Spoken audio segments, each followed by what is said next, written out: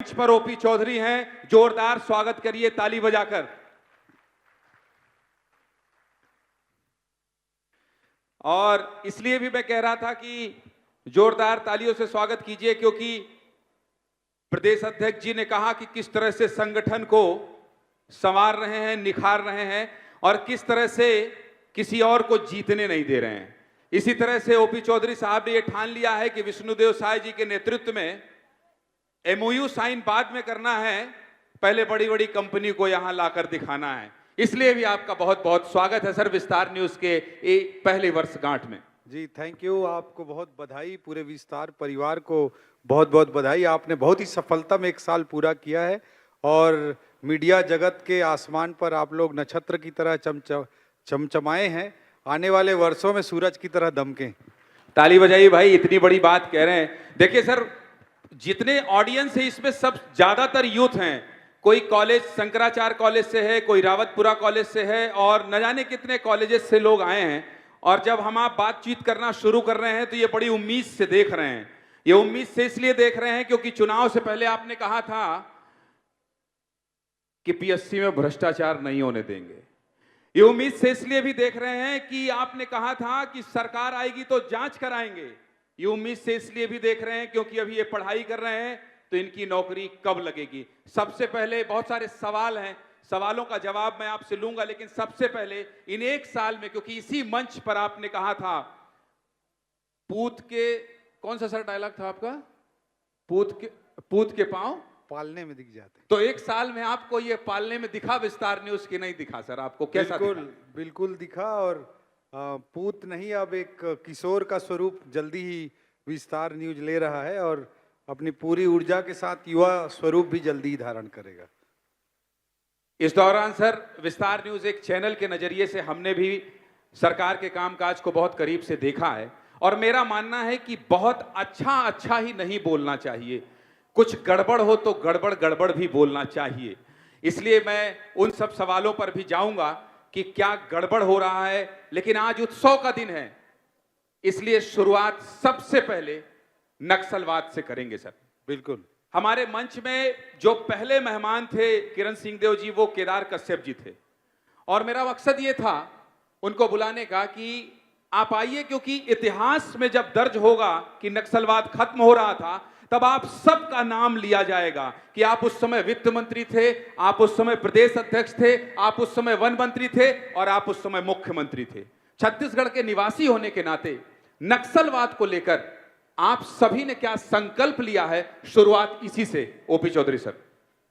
नक्सलवाद, माओवाद हमारे छत्तीसगढ़ के विकास के लिए, छत्तीसगढ़ के बारे में परसेप्शन के लिए कि माओवाद की जो घटना होती है, भले ही सुदूर दंतेवाड़ा से भी, सुदूर चिंतलनार में जाकर दंतेवाड़ा से भी 100 किलोमीटर दूर भी अगर कोई घटना होती है तो दिल्ली और मुंबई में विदेश में बैठे हुए आदमी को ये लगता है कि पूरे छत्तीसगढ़ में माओवाद आ गया है और उसके कारण जो परसेप्शन बिगड़ता है, जो एक डर का माहौल अनावश्यक रूप से दिल्ली मुंबई में बनता है, उसके कारण न निवेश आ पाता है न टूरिज्म आ पाता है। इसलिए इस परसेप्शन की लड़ाई को भी हमको जीतना है, तभी हम निवेश के फ्रंट पर, टूरिज्म के फ्रंट पर, इकोनॉमिक फ्रंट पर और विचारधारा के फ्रंट पर जीत हासिल कर सकते हैं और छत्तीसगढ़ को विकासशील छत्तीसगढ़ से विकसित छत्तीसगढ़ बना सकते हैं। इसलिए हमारी सरकार ने मुख्यमंत्री जी के नेतृत्व में यहाँ राज्य में और केंद्र में आदरणीय नरेंद्र मोदी जी के नेतृत्व में, आदरणीय अमित शाह जी के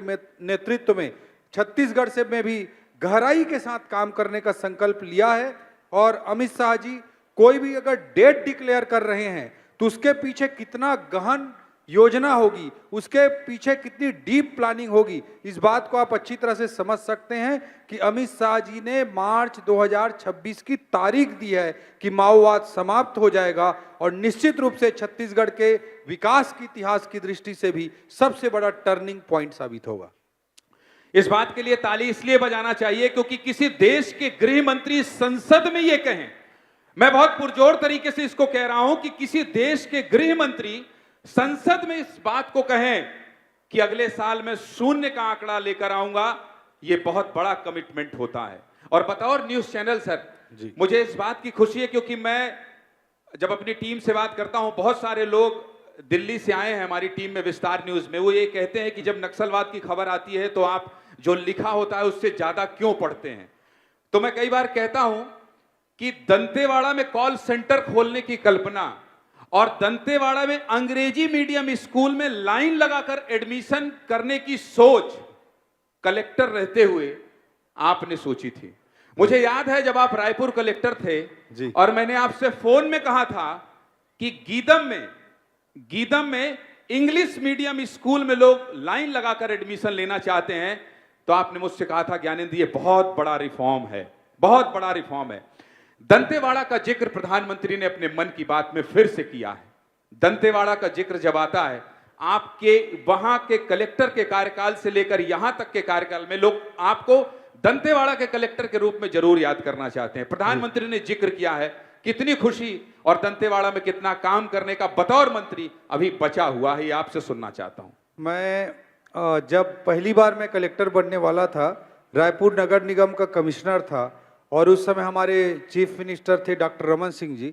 उन्होंने बुलाकर एक दिन मुझे पूछा कि तुमको कलेक्टर बनने का टाइम आ रहा है, किस जिले के कलेक्टर बनना चाहते हो, अच्छा काम किया हो रायपुर में। तो उनके मन में था कि इसको कुछ मनपसंद का पोस्टिंग दे दिया जाए। तो मैं कभी तो पोस्टिंग मांगने जाता नहीं, 13 साल की नौकरी में मैं कभी जीवन में पोस्टिंग मांगने नहीं गया, लेकिन ये अवसर जब मुझे मिला डॉक्टर साहब के सामने तो मैंने कहा कि अगर मुझे कलेक्टर बनाना है आपको तो दंतेवाड़ा का बना दीजिएगा। तो मेरे ऊपर से नीचे तक देखे, उस समय लोग उसे पनिशमेंट पोस्टिंग समझते थे, पनिशमेंट पोस्टिंग समझते थे, लेकिन मैं दिल से वहां पर गया। और आज भी ज्ञानेंद्र जी मैं मानता हूं कि मेरे पूरे प्रशासनिक जीवन में, पूरे राजनीतिक जीवन में दोनों को भी अगर मैं मिला दूं तो दोनों की दृष्टि से भी जो दंतेवाड़ा का मेरा कार्यकाल था वो मेरे जीवन का सब सर्वश्रेष्ठ 2 साल थे, ये मैं मानता हूं। और जो एजुकेशन सिटी का आप जिक्र कर रहे हैं, वो 150 एकड़ एरिया में किस तरह से फैला हुआ है आपने स्वयं देखा, जंगल के बीच में। आपने कई बार उसका जिक्र किया, मैं वहां से कलेक्टर से निकल आया था तब भी आप विजिट करते थे, जिक्र करते थे।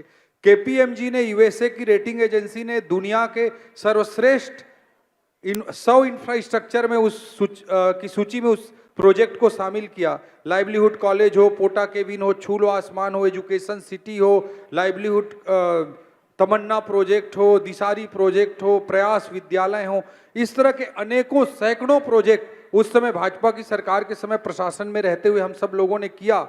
और आज मैं मानता हूं कि शिक्षा की जो लौ जली और बहुत बड़े संख्या में उस समय 2 साल में 52,000 से ज्यादा बच्चों के लिए रेसिडेंशियल एजुकेशन की फैसिलिटी डेवलप की गई।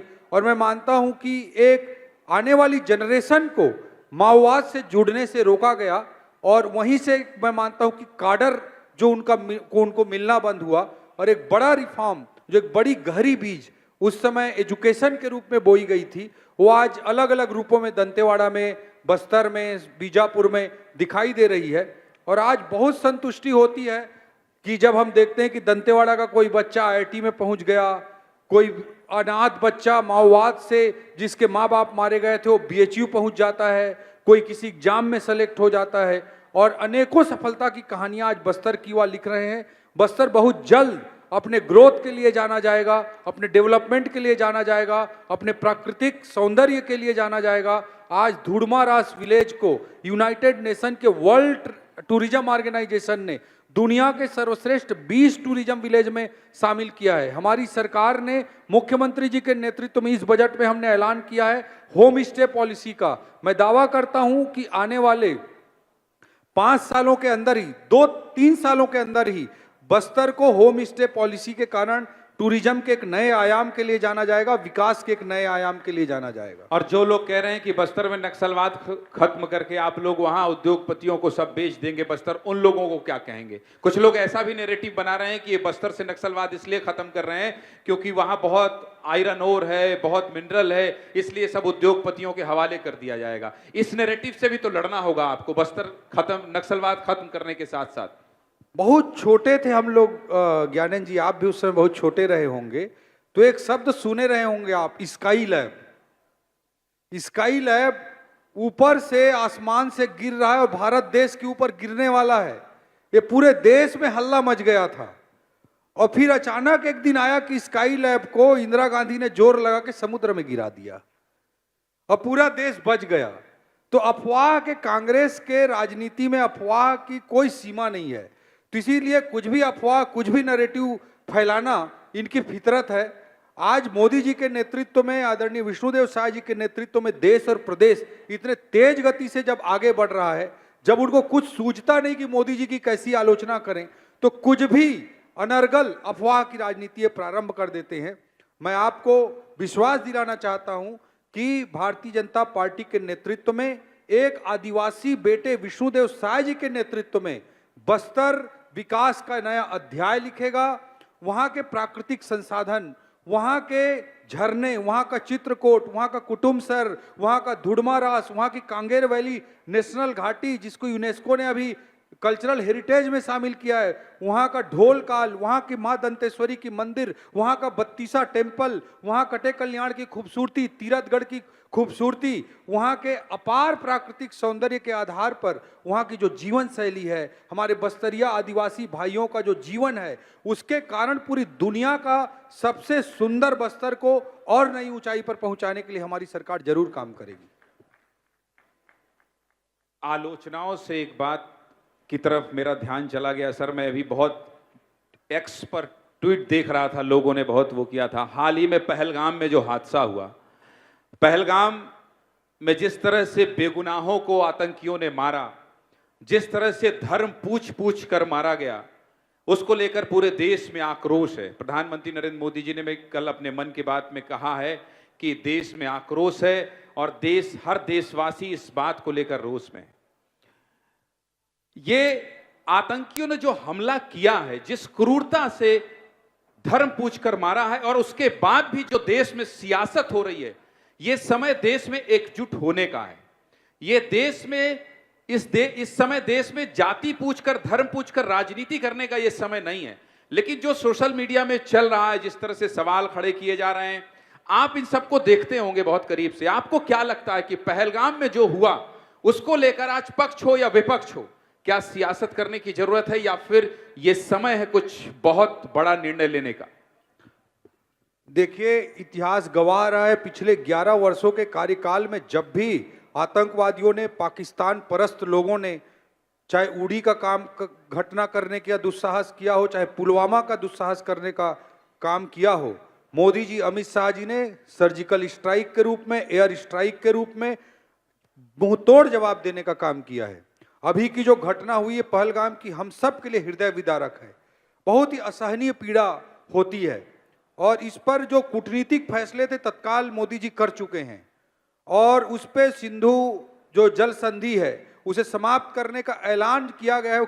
1960 की संधि को जो समाप्त किया गया है, उसका कितना भीषण दुष्परिणाम पाकिस्तान के 80% कृषि जो उस पर डिपेंडेंट है, कृषि के सर्वनाश के रूप में, पाकिस्तान के आर्थिक सर्वनाश के रूप में और पाकिस्तान के देश के सर्वनाश के रूप में जो सामने आएगा, उसकी बुनाहट, आप उनकी झुंझुनाहट इन पाकिस्तानी नेताओं के जुबान पर देख रहे होंगे कि बिलावल भुट्टो जैसे गीदड़ किस तरह की बातें कर रहे हैं। अगर पानी नहीं बहेगा तो उनका लहू बहेगा। ये गीदड़ भपकी, ये एक असफल राष्ट्र, फेल्ड नेशन के लोग कर रहे हैं। इनका कोई औचित्य नहीं, इनका कोई अस्तित्व नहीं, लेकिन इसका आप परिणाम का आकलन कर सकते हैं कि किस तरह से कुलबुलाहट पाकिस्तान में प्रारंभ हुई है। मोदी जी की लीडरशिप में और बड़ा मुंहतोड़ जवाब जरूर दिया जाएगा। आज जो देश के अंदर जो बातें हो रही हैं, कई बातें ऐसे लगता है जैसे कोई पाकिस्तान का नेता बोल रहा हो। उनके शब्द, उनके विचार, उनके सेंटेंसेस, उनकी भाषा ऐसी है, उनकी सोच ऐसी है, ऐसे लगता है कोई पाकिस्तान का नेता बोल रहा हो। अगर उसके नाम को हटा करके उस स्टेटमेंट को यहाँ पर आप दिखाएंगे और पूछेंगे कौन बोला है, अगर किसी ने ना देखा हो तो लगेगा कि किसी पाकिस्तान के नेता ने बोला होगा। इस तरह से पाकिस्तान परस्ती, राष्ट्रद्रोह जो कांग्रेस की मानसिकता और अनेक दलों की मानसिकता, इंडी गठबंधन के अनेक दल हैं, उनको आज समझने की जरूरत है कि देश में आज मोदी जी जैसा लीडरशिप है। आप इंटरनल इशू में कोई भी बात कर लीजिए, जब इंटरनेशनल इशू है, पाकिस्तान से, आतंकवाद से लड़ने का विषय है, तो सारे अपने मतभेदों को दूर करके मोदी जी के पीछे खड़ा होना चाहिए। मोदी जी के लीडरशिप में, अमित शाह जी के लीडरशिप में हम ऐसे भारत का निर्माण कर पाएंगे जहां अपना जान बचाने के लिए अपना कलावा नहीं छुपाना पड़ेगा अपना रुद्राक्ष की माला नहीं छुपानी पड़ेगी, अपने माथे का तिलक को पोंछना नहीं पड़ेगा, किसी माता को अपनी बिंदी को निकालना नहीं पड़ेगा। और ऐसे भारत का नवनिर्माण मोदी जी के लीडरशिप में हम सब मिलकर करेंगे कि जहां कलमा नहीं पढ़ना पड़ेगा अपनी जान को बचाने के लिए। मैं आपसे पूछने ही वाला था कि ये सब तो नहीं करना पड़ेगा, लेकिन कलमा भी नहीं पढ़ना पड़ेगा। खैर, यहां अभी हमारे रोहित मिश्रा हमारे एक सहयोगी हैं, उन्होंने कहा कि यहां जो पाकिस्तानी हिंदू हैं छत्तीसगढ़ में, वो वापस पाकिस्तान नहीं जाना चाहते हैं। जो पाकिस्तान के लोग यहाँ हैं उनके लिए आपकी सरकार क्या करेगी? और अब तो मुझे लगता है वो तारीख भी खत्म हो रही है। बहुत स्पष्ट सोच है। मोदी जी ने ऐलान कर दिया है कि जब आप इस तरह से हमारे बेगुनाह हिंदुओं को धर्म पूछकर कलमा पढ़वा कर आप उनको इस तरह से नृशंस हत्या कर रहे हैं, तो फिर भाईचारा और मानवीयता और मानवाधिकार जैसे कोई मुद्दे अहम नहीं रह जाते हैं। आज हमको टिट फॉर टैट, जैसे को तैसा का व्यवहार करना पड़ेगा। इसीलिए मोदी जी ने, अमित शाह जी ने बहुत स्पष्टता के साथ निर्णय लिया है कि जो पाकिस्तानी देश के अंदर रहे वो अपने घर वापस जाएं। जब कोई राष्ट्र इस तरह से हमारे देश पर आक्रमण कर रहा है तो सारे मानवता, मानवाधिकार और संवेदना को भूलने का समय आ गया है, और इसलिए कठोरता पूर्वक उन्होंने ये निर्णय लिया है। और जो भी पाकिस्तान, रायगढ़ में भी फर्जी तरीके से रह रहे लोग पकड़ाए, उनको तो FIR करके हमने जेल में डलवा दिया है। पाकिस्तान की नागरिकता थी, गलत गलत सर्टिफिकेट बनवाए थे, हमने उनको वहां भी भेजा नहीं है, उनको उनके अपराधों के कारण उनको FIR करके जेल में डाल दिया है। तो जो भी ऐसा करेगा उसके साथ टिट फॉर टैट, जैसे को तैसा करने का समय आ गया है, और जो भी पाकिस्तान के लोग हैं उनको वापस पाकिस्तान रवाना किया जाएगा। बहुत रिलेवेंट था, इसलिए मैं इस विषय पर आया। अब मैं आता हूं वापस प्रदेश की तरफ। आपका विभाग है GST, और हाल ही में आपको एक बहुत सफलता मिली है, आपके चेहरे पर मुस्कान मैं देख पा रहा हूं। किसी भी विभाग का मुखिया होने के नाते निश्चित तौर पर यह बहुत बड़ी उपलब्धि है, जिसको लेकर केंद्र में चर्चा हो रही हो, जिसको लेकर सराहना हो रही हो, और एक डेढ़ साल में आपने नंबर 1 का दर्जा प्राप्त किया हो। इसके पीछे हालांकि मेरी आपसे विस्तार में बात हो चुकी है, लेकिन आज बहुत सारे यहाँ पर यंगस्टर बैठे हैं, बहुत सारे उद्योगपति बैठे हैं, बहुत सारे ऐसे लोग बैठे हैं जो ये समझना चाहते हैं कि ये GST में नंबर 1 बनने के पीछे का मकसद जब आपने GST मंत्रालय संभाला था तब से था, या फिर जब मंत्रालय मिल गया तो आपको लगा नहीं यार कुछ तो ऐसा करो जिससे प्रदेश का रेवेन्यू बढ़े? देखिए, किसी भी प्रदेश को चलाना है, लोगों के लिए वेलफेयर के काम करने हैं, गरीब, युवा, अन्नदाता, नारी के लिए कल्याण के काम करने हैं, तो हमको हर प्रदेश को राजस्व की जरूरत होती है। और राजस्व संबंधित विभाग जब किसी मिनिस्टर को दिया जाता है तो मैं मानता हूँ बहुत बड़ी जिम्मेदारी होती है। चाहे पंजीयन का काम हो, चाहे GST का काम हो, बहुत शिद्दत से, बहुत ईमानदारी से, बहुत निष्ठा और प्रतिबद्धता से हमारे पूरे डिपार्टमेंट के लोगों से हम लोगों ने एक वर्क कल्चर को बदलते हुए काम को आगे बढ़ाने की कोशिश की। GST में हमने आजकल जो टेक्नोलॉजी है, बीफा सॉफ्टवेयर है, बिजनेस इंटेलिजेंस यूनिट है, बहुत एडवांस टेक्नोलॉजीज हैं आज पूरी दुनिया में। तो दुनिया भर में जो बेस्ट टेक्नोलॉजीज हैं उनको हमने यूज किया, और जो अनावश्यक टैक्स टेररिज्म है, अनावश्यक किसी के घर में घुस जाना, किसी को प्रताड़ित कर लेना, लोग अपने जेब में पैसा ले लेते थे पहले कांग्रेस के समय में, उन सब दुष्प्रथाओं को समाप्त किया और बिजनेस को ईजी करने की कोशिश की। जो पंजीयन है उस प्रोसेस को इजी बनाया, कॉल सेंटर खोले, जो EODB, ease of doing business का सेल खोले ऑफिस में, और लोगों के लिए हमने प्रक्रियाओं को सरलीकृत किया। और जो टेक्नोलॉजी है उसके माध्यम से जो बड़ा गड़बड़ी करने वाला है वो तुरंत ट्रैक हो जाता है। आजकल वो रिस्क स्कोरिंग होती रहती है, रेड अलर्ट आ जाता है, और पहले हम लोग कोशिश करते हैं कि उसको बता दिया जाए कि भाई तुम ये गड़बड़ कर रहे हो, उसको ठीक करो प्रदेश के हित में। और नहीं करता तब हम रेयरेस्ट केस में हम उसको पकड़ते हैं या कुछ करते हैं। बस उसमें रैंडम नहीं होता है, बहुत वेल थॉट प्रोसेस के तहत होता है, और सारे रिफॉर्म्स को एक साथ लागू किया गया। पूरे डिपार्टमेंट के माइंडसेट को बदलने की पूरी कोशिश की गई है। पंजीयन में भी हमने इसी तरह काम किया। अभी मैं 4 घंटे की मीटिंग ही मंत्रालय से लेकर के आ रहा हूं पंजीयन का, और पंजीयन में हम ऑटो म्यूटेशन की ओर जा रहे हैं। 3 तारीख को मुख्यमंत्री जी और राजस्व मंत्री जी की उपस्थिति में इसका लॉन्चिंग का कार्यक्रम है। ऑटो म्यूटेशन हो जाएगा, रजिस्ट्री होने के बाद स्वतः नामांतरण की प्रक्रिया होगी। नामांतरण के लिए लोग पटवारी के, RI के, तहसीलदार के, कार्यालयों के किस तरह से चक्कर लगाते थे, इनको अब टेक्नोलॉजी के नामांतरण एक माध्यम अपने से हम आप ठीक में कर एक रहे हैं। अलग प्रक्रिया होती थी। जी। नामांतरण के जरिए भी वसूली होती थी, भ्रष्टाचार होता था। मुझे याद है क्योंकि मैंने दैनिक भास्कर में काम किया है, तो उस समय जब मैं गली गली घूमता था तो नामांतरण के बहुत सारे केस स्टडीज आते थे। तो ये नामांतरण को किस तरह से सरल किया है, जरा ये भी बता दीजिए। ये आम जनता के हित का मामला है। देखिए, जो पंजीयन होता है वो आजकल पूरे डेटा बेस्ड हम करने की कोशिश कर रहे हैं। पूरा 1.5 साल से इस पर प्रयास चल रहा था। ऑटो म्यूटेशन का लक्ष्य हमने करीब 1.25 साल पहले निर्धारित किया था और आज 1 साल के मेहनत के बाद इस स्टेज में पहुंचने जा रहा है विभाग। तो वहां पर पहले सारे रिकॉर्ड को डिजिटाइज किया गया, उसका आधार ऑथेंटिकेशन किया गया ताकि फर्जी तत्वों को पूरी तरह से रोका जा सके, और सारा रिकॉर्ड भूइयां सॉफ्टवेयर का और रजिस्ट्रेशन सॉफ्टवेयर जो NGDRS होता है, उन दोनों का इंटीग्रेशन किया गया। और अब उस भूइयां के डेटा के आधार पर वो रजिस्ट्रेशन होगा और रजिस्ट्रेशन के से स्वतः नामांतरण हो जाएगा।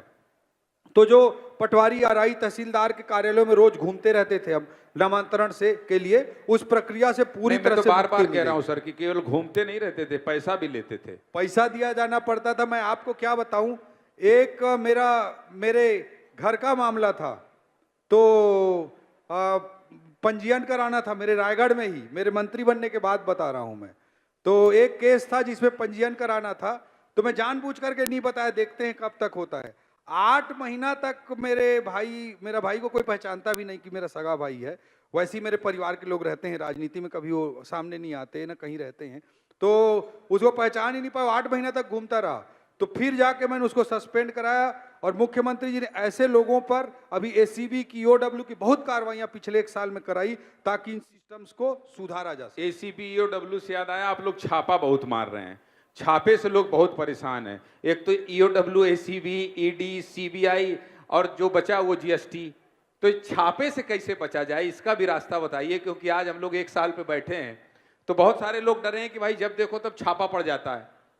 नहीं, देखिए, जहां तक GST का है मैंने स्पष्ट कर दिया आपको कि वो टेक्नोलॉजी बेस्ड डेटा एनालिटिक्स के बेस पर, AI आजकल आर्टिफिशियल इंटेलिजेंस के बेस पर जो गड़बड़ कर रहा होता है उसी के घर पे जाते हैं, बाकी कहीं नहीं जाते। इस बहुत क्लियर है। और कहीं पर भी मैं तो दावे के साथ कहता हूं, GST विभाग का मेरे पास मंत्रालय है, यहां मैं सार्वजनिक मंच से कहना चाहता हूं, कोई भी सरकार के खजाने में नियमबद्ध तरीके से पैसा जमा कराने के बजाय कोई भी आपसे पैसा मांग रहा हो तो मुझे सूचित कराएं। मैं ACB से रंगे हाथों उसको रेड करके पकड़वा दूंगा। मैं सार्वजनिक मंच से बोल रहा हूं, एक भी केस मेरे पास आए मैं उसको रेड करवा के अंदर करवा दूंगा। मैं यहां तक एक सार्वजनिक मंच के माध्यम से कहना चाहता हूं। और ACB EOW की जो बातें हैं वो तो जो गलत करेंगे उनको उसके लिए है, उस पर मैं और ज्यादा नहीं बोलना चाहता। 5000 से ज्यादा रोजगार और सेमीकंडक्टर मतलब मैं भी नहीं समझता हूं सर। मतलब जब मैं और आपसे बेहतर कोई समझा नहीं पाएगा, इसलिए मुझे लगता है ये बहुत सारे युवा हैं, इंजीनियरिंग के छात्र हैं, तो सेमीकंडक्टर क्या है, सेमीकंडक्टर का जो प्लांट लग रहा है वो कितने दिन में बन जाएगा, और 1 साल मुझे भी हुआ है, 1.5 साल आपकी भी सरकार को हुआ है, तो कितने लोग हैं इस हॉल में जिनको नौकरी मिल जाएगी। ये बहुत सारा चीज मैं आश्वासन विस्तार के मंच से गारंटी चाहता हूं, इसलिए थोड़ा समझा दीजिए कि ये सेमीकंडक्टर प्लांट लोग कह रहे हैं कि बनने में ही 5-6 साल लग जाएगा। नहीं, ऐसा नहीं है। सेमीकंडक्टर इलेक्ट्रॉनिक्स प्रोडक्शन की दुनिया में सबसे टॉप मोस्ट कैटेगरी है कि आप सब जानते ही हैं। मैं भी एक इजी लैंग्वेज में बोलना चाहूँ तो किसी लैपटॉप में, किसी स्मार्ट मोबाइल में, एप्पल फोन में, सब जगह सेमीकंडक्टर होता है।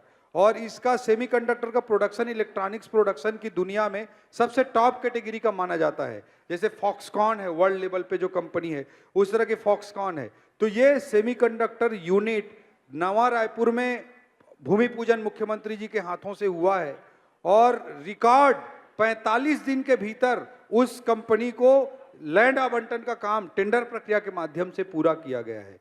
लैंड पूरा टेंडर प्रोसेस करते हुए रिकॉर्ड 45 डेज में। तो ये सेमीकंडक्टर का यूनिट जब लगेगा तो एक तो हाई वैल्यू प्रोडक्ट होते हैं, इनके प्रोडक्शन से बहुत सारा फॉरेन रिजर्व का पैसा, विदेशी डॉलर बचता है, और जब हम एक्सपोर्ट करने की स्थिति में आ जाएंगे तो बहुत बड़ी वैल्यू इकोनॉमी में क्रिएट होगी इसके माध्यम से। और इसके इंसलरी जो अलग अलग इंडस्ट्री होते हैं उसके भी बहुत तेजी से भविष्य में विस्तारित होने की संभावना बढ़ जाएगी। इसके अलावा मैं कहना चाहूँगा आपके माध्यम से इस मंच पे हमारे युवा भाई बहनों को कि आईटी सर्विसेज जो है, बीपीओ, केपीओ, इस तरह के जो सर्विसेज हैं उसमें 3 मेजर कंपनियों से अभी हमारा एग्रीमेंट हुआ है और 700 लोगों का रिक्रूटमेंट प्रोसेस कंप्लीट हो चुका है। नवा रायपुर में आईटी कब आएगा, ये दशकों से हम सबकी मांग थी। नवा रायपुर में टेली परफॉर्मेंस जैसी आईटी कंपनियां आ चुकी हैं और वो अपना रिक्रूटमेंट प्रोसेस चालू कर चुकी हैं। सेमीकंडक्टर में पॉलीमा टेक कंपनी आ चुकी है, विद इन 2 इयर्स उसमें प्रोडक्शन का काम चालू हो जाएगा। उसने और भी इन्वेस्टमेंट का वहां पर ऐलान किया है। अभी 3 तारीख को, अगले महीने 4-5 दिन बाद ही 3 मई को डेटा सेंटर का भी एक भूमि पूजन मुख्यमंत्री जी के द्वारा होने जा रहा है। नवा रायपुर में फार्मास्यूटिकल इंडस्ट्री भी आ रही है, मेडी सिटी भी बन रही है और एक हेल्थ डेस्टिनेशन के रूप में, एजुकेशन डेस्टिनेशन के रूप में निफ्ट का भी सेंटर अभी 1 साल में लाया गया है। तो नवा रायपुर को देश के सर्वश्रेष्ठ कैपिटल सिटी के रूप में आने वाले वर्षों में जाना जाएगा। देश का सर्वश्रेष्ठ कैपिटल सिटी रहेगा। मतलब ये सिर्फ घोषणाएं नहीं है, 5 साल बाद जब आप चुनाव में जाएंगे तो आप कहेंगे ये ना, आप ये कहेंगे ना, ये आश्वासन दीजिए कि आप जब मंच से भाषण देंगे तो आप ये कहेंगे कि हमने 10,000 युवाओं को सेमीकंडक्टर प्लांट में नौकरी दी है। सेमीकंडक्टर प्लांट में अकेले में 10,000 लोगों को नौकरी नहीं मिलेगी, जो तथ्य मैं बता रहा हूँ, बट जिसको भी नौकरी मिलेगी बहुत हाई वैल्यू, हाई सैलरी वाली नौकरियां मिलेंगी। लेकिन जो आईटी सर्विसेज है, बीपीओ है, केपीओ है, उसमें बड़ा नंबर कवर होगा। मेडी सिटी में मेडिकल हेल्थ केयर में बहुत बड़े संख्या में लोगों को रोजगार मिलेगा। 8 नर्सिंग कॉलेज, आदरणीय टीएस सिंहदेव जी भी यहाँ पर हैं, हमारे पूर्व डिप्टी सीएम। मैं आपको हेल्थ मिनिस्ट्री, आपको रोकने, मैं नहीं रोकना। जब आपने, मैं तो होस्ट हूं, टीएस सिंहदेव जी का ताली बजाकर स्वागत कीजिए भाई। मैं सोच रहा था ये ब्रेक दें तो मैं स्वागत करूं, और देखिए अफसर से पॉलिटिशियन बनने के बाद क्या बदलाव आता है। मुझे पहले ही रोक दिया और खुद स्वागत कर लिया, इसलिए मैं माफी चाहता हूं। मैं इनके रुकने पर आपका स्वागत करना चाह रहा था। बहुत बहुत स्वागत है आपका विस्तार न्यूज के इस कार्यक्रम में। और इसलिए भी ये स्वागत मुझसे पहले करना चाह रहे थे सर, क्योंकि आजकल आप इनके सरकार की और नक्सलवाद में इनकी नीति की तारीफ बहुत ज्यादा कर रहे हैं, इसलिए भी ये मौका नहीं छोड़ना चाह रहे। वैसा कोई मेरा ध्येय नहीं था, मैं वो हेल्थ मिनिस्ट्री देखते थे इसलिए मैं रेफरेंस करना चाह रहा था। स्वास्थ्य विभाग वो पिछली सरकार में देख रहे थे। अभी तक हमारी सरकार, उनकी सरकार, सब कुछ मिलाकर अभी तक प्रदेश में 8 सरकारी नर्सिंग कॉलेज थे, ओनली 8 इन नंबर। उसको इसी बजट में हमने 20 तक पहुंचा दिया, एक ही बजट में।